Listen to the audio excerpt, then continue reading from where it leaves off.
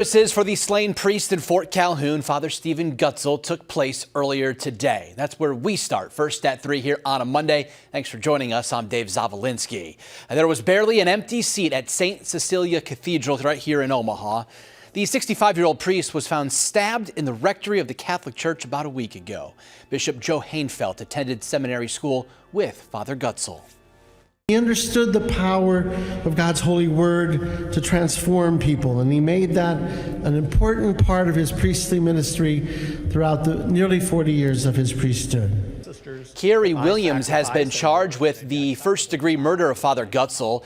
The prosecution said Williams had no prior connection to the priest. Williams's preliminary hearing is set for early next month.